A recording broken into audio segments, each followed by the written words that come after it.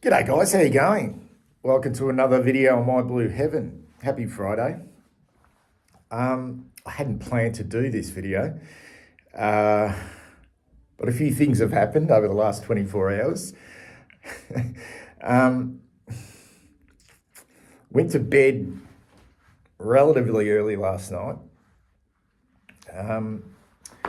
Had dinner, parked myself on the couch, flicked through the TV, didn't really sort of sink my teeth into too much, and didn't have my phone anywhere near me for an hour and a half.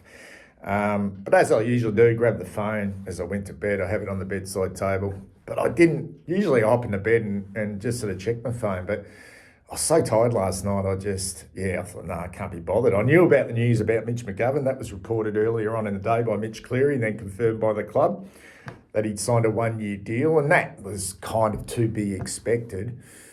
But that was it.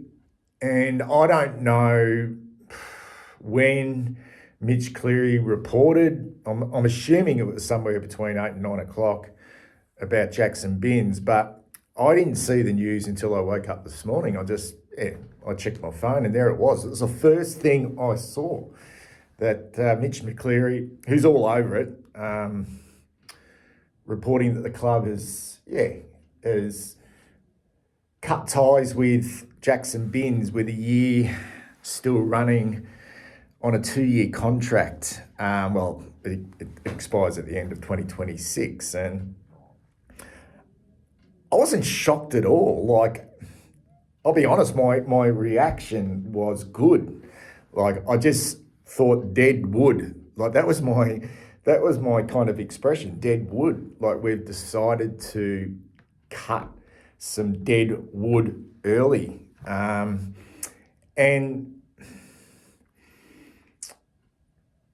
it was kind of perfect once again. And I spoke last week about this is what we wanted the club, or this is what I wanted the club to do. I can't speak on behalf of everyone, but this is what I wanted the club to do. I wanted to be kind of ruthless and brutal. I don't actually see this decision other than telling a player that you won't see out your contract. That is kind of brutal. But delisting someone who I see probably going into their fourth year, and he's not a big player. He's not a developing tall. Who you were more inclined to, spend a little bit more time on, although we didn't do it with Harry Lemming. Going into his fourth season, played 8 games and really just treading water, And I see him as somewhere between 35th and 40 on our list, in that bracket there. And really was only ever going to play next year if we were severely, and I mean severely, sort of struck by injury. So I like the move. And I think it says to me that things are changing. And what I mean by changing is I wouldn't have been surprised if Jackson Binns was delisted when the season finished, if he was out of contract. In fact, we would have expected it. Obviously, we put him up for trade. No other clubs are interested. Maybe clubs feel like now that they will get him as a delisted free agent. But no clubs are interested. I'm sure the club were having conversations with Binns. Now they've sat him down. And this is very disappointing for him individually. And I do feel for him. His livelihood is taken away from him. But that's the reality of the environment, that it is a cutthroat environment. You've got to perform and you've got to develop. And he just hasn't really developed. And there are other players on the list who the club feel like they're going to put more time into in that position on the wing. So we take him out now, and I'll put the updated table up shortly, guys, because there has been a few changes. But yeah, I think it also tells me now that the club are going to be a lot smarter, or hopefully a lot smarter in contracts, how many years you offer these players, because Binns hadn't played a game of senior AFL football. Now, sure, he won, I think it was the VFL Best and Fairest in his first year in 2023, and didn't play his first game until sort of, I think it may have been around about round 8 or 9 against Geelong at the MCG as a sub. But he'd signed a 2-year extension without playing a game of senior football. And that's always a risk. And I feel like now with Graham Wright, Chris Davies, we're going to be a lot shrewder, and we need to be about how many years you offer these youngish players who are still developing. And they've kind of, if you're a little bit unsure, and they haven't really proven themselves, they've got to be one-year contracts. They just have to be. And I'm sort of looking through, someone like Billy Wilson, for example. I think he's got some really good attributes, but he's only signed a 1-year deal. Like, he's played a few games. He looked okay at the back end of last year, but he's only signed that 1-year deal, which is okay. And there's a few others in the same boat as well. And then you look at all the players. I'll put that table up now. You look at all the younger players who come out of contract at the end of next year, and if they haven't really progressed and they're not playing consistent senior football, then it's got to be kind of a 1-year contract.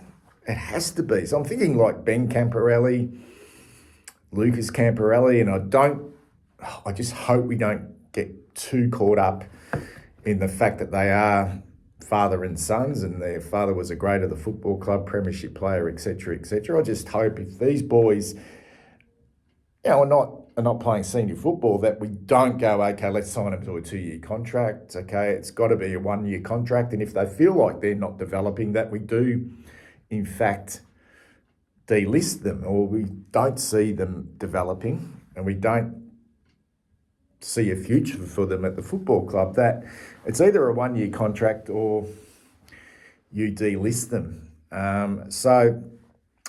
Unfortunately, Jackson Binns for himself, and I always refer to him as the fastest, slowest bloke on our list, because whenever I watched him play live, whether it was at VFL level or when he played in the seniors,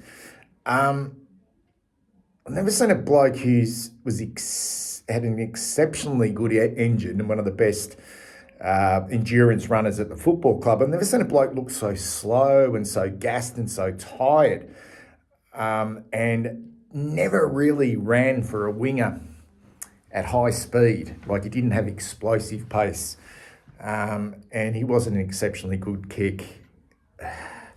So, yeah, I kind of like it. What does that mean moving forward? Because we still look at the players in limbo. Does it open up? Does it open up for Elijah Hollands? Will White's still out of contract, and also Harry Charleston's out of contract. Do one of those... I mean, we know that Elijah Holland's still got a year to run on his contract, but the other two, yeah, you would think... I feel like Will White's in a bit of trouble. And I'm unsure on Harry Charleston. I really am. And as much as you think now the decision to not go with Jackson Binns, that maybe that opens it up for Elijah, I'm not sure on that. I still feel like he's in trouble, even though I'd like him to stay. I still feel like he's in trouble. So yeah, good move from my end.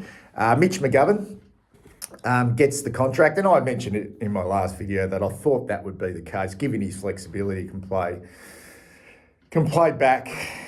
He's rather lucky. Like, he's lucky. He's lucky in that the Bukakarmas deal didn't go through, because there's no doubt if it had of, he was probably going to be in trouble. And he probably knew that as well. And what are we going to get from Mitch McGovern in 2026? I mean, the club are going to paint a really positive sort of outlook with this, and they did. Nick Austin painted Mitch McGovern as a really positive influence on this group, which is okay. They're going to say that. I describe Mitch McGovern as a 50-50 player, and what I mean by that is 50% elite and 50% garbage. And I see that as a bit of a compliment, really, because when he's going and when you get good Gov, he's actually a pleasure to watch. You know, the attributes that he brings. I mean, he's quite quick and nimble for a bloke who's 192, 193 centimetres. He can play tall or small down back. He's pretty courageous in the air. He's a good intercept grab, and he's a good spoiler. And when he's on, he can kick the ball as well from our back half than any other player, with penetration as well. But unfortunately, he's just never been reliable. I mean, early days it was about his body, and now it's just about getting that consistency from him from a week-to-week basis. Now, you know, when he's on, he's fantastic. But what I'm trying to say there is he's not reliable when he's not on.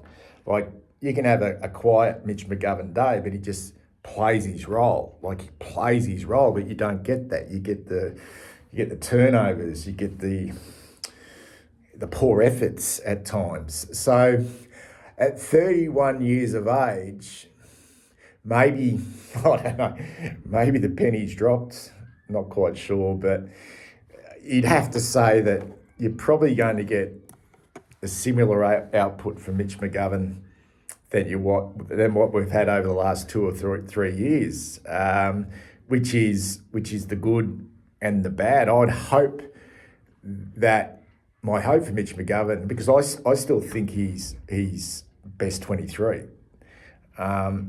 Would I say easily best 23 now? No, I'd like to think not. But I still think if he's up and going, round one next year, he plays, whether it's down back or up forward, because I think he really does offer something when he's on.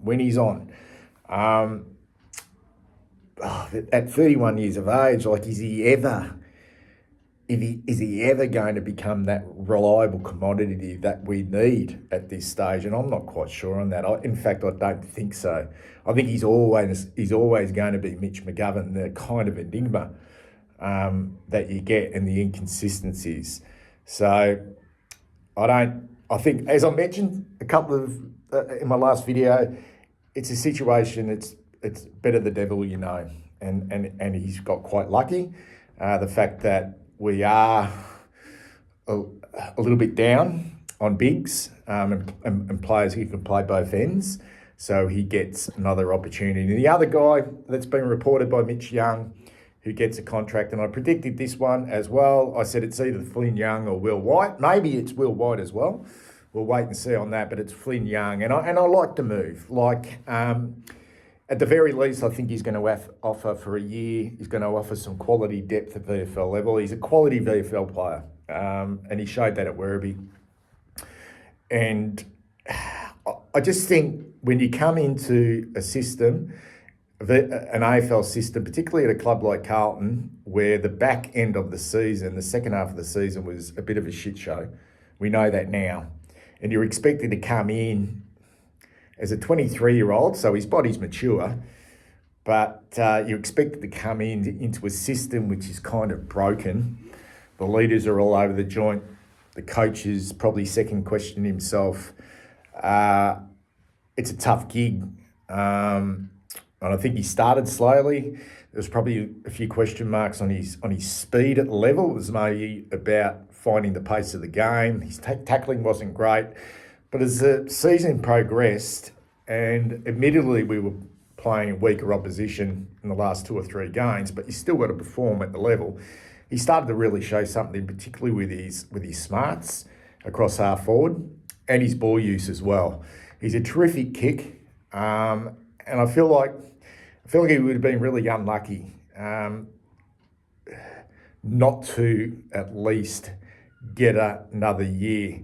So I'm really happy for Flynn Young because he does bring something different. And if we are going for early in the season, we are going for you probably think of Ben Ainsworth, Francis Evans finished the season really, really strongly. You got Jesse Motlop there. If we are going for them players, and Will Hayward across half forward, Ashton Moyer, if there are some injuries, there's no doubt we'd be pretty confident that Flynn Young could come in and play a pretty good role. But he'd be wanting to be playing round one. But at this stage, I wouldn't have thought that would be the case. But I'm wrapped for Flynn Young. But we now have to wait to see whether we in fact take a risk and give Elijah another opportunity, last chance, or it is Will White or Harry Charlson, or in fact those three players aren't offered contracts for season 2026. Anyway, tell us what you think. Interesting times at the Carlton Football Club. Speak soon.